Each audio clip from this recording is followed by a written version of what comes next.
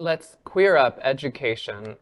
Debate over recognizing pride and LGBTQ plus history breaks out in the gayest place on earth. There were heated discussions at Tuesday's Broward County School Board meeting over resolutions supporting pride. Of the 99 resolutions the board historically has passed without any issue, 2 of them got a lot of attention this time around, neither of which has anything to do with the curriculum. Still, dozens of people turned out to talk about them. One of the resolutions is in support of LGBTQ plus History Month in October, and another resolution is in support of Pride Month in June. Concern was voiced by some who showed up and were opposed to it, but there was also plenty of support for both resolutions. These resolutions have been easily passed in the past 10 years or so. Other examples are resolutions in support of Hispanic Heritage Month, Jewish History Month, and Juneteenth Awareness Day. In the end, the school board approved the 2 resolutions along with the 97 others. 2 of the 3 members who opposed the resolutions were appointed by Governor Ron DeSantis. Miami-Dade schools had a similar debate last September when the majority conservative school board voted against the LGBTQ plus History Month. Well, I mean, the first thing I want to say is I like the way that the story frames it as there was opposition, but there was even more people who opposed the opposition, right? That is like their voices were heard, and this is exactly what democracy looks like, right? The framing of the story is in the gayest place on earth, but even the non-gayest place on earth, this is how democracy is had, right? That is voice, no matter where you live, voice your concern when your school board, which is an incredibly powerful board, right? So often we kind of forget how incredibly important our school boards are, which are of course elected, it depends, right? But depends, increasingly becoming much more dubious. Make sure that your voices are heard in these spaces. So I read this as all very good news, right? That is like, while that there was a lot of opposition to the opposition. Mm-hmm. Yeah, I agree. I love talking about the positive things, and I love how this story was framed as well. But I love talking about the positive things because a lot of my friends out of the state of Florida are like, what are you guys doing? Yeah. What is happening in Florida? It's going to ruin us as a state, as an economy. Like, we really will struggle. People are going to move out. No one's going to come in. Things aren't going to move because of these organizations saying that we're in this weird state of like warning and, we're being attacked all around, which we are. But this is a good story to show people that we are coming back and we are not as much as in danger as you think we are. Yeah. Can I speak to that point real quick? Queer people in other states, don't stop coming to Florida because of all this going on. We need you now more than ever. Yeah, exactly. We need to outnumber these jackasses.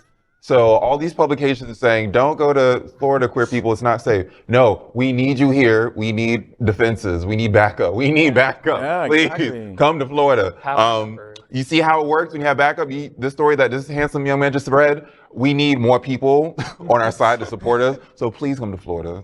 And like, be as gay as you want to be. Amen. And if somebody give you a problem, learn to fight. I don't know. Figure it out. But yes, please come to Florida just to speak on that topic. Yeah, absolutely. Well, a couple of things. First, the right, and let's face it, the Proud Boys who have seats on the Miami-Dade School Board, they organize in dark corners of the internet where normal people don't go.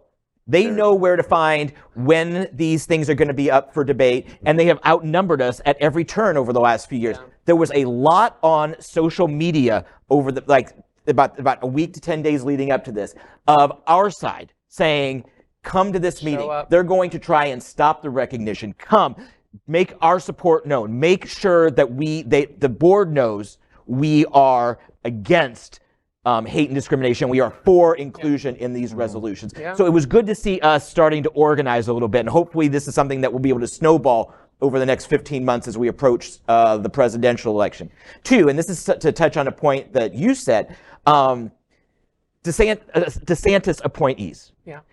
Our school board does not adequately reflect the will of the voters because elected people are being removed. Elected people. This isn't disputed elections. This is people who won their seats on the school board fair and square. And they're being removed and put in with the fascist ideologues of the government. It happened this week as well in a prosecutor up in Orange County and Osceola County who won.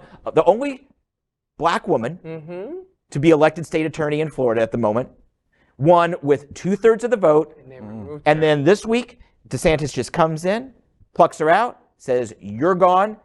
Here's my toady. And he's going to decide what's prosecuted.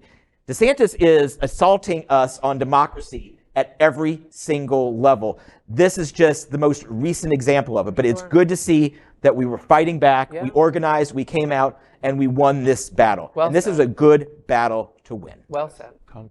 We are Queer News Tonight, the world's first and only live daily LGBTQ+ evening news show, brought to you from Happening Out Television Network.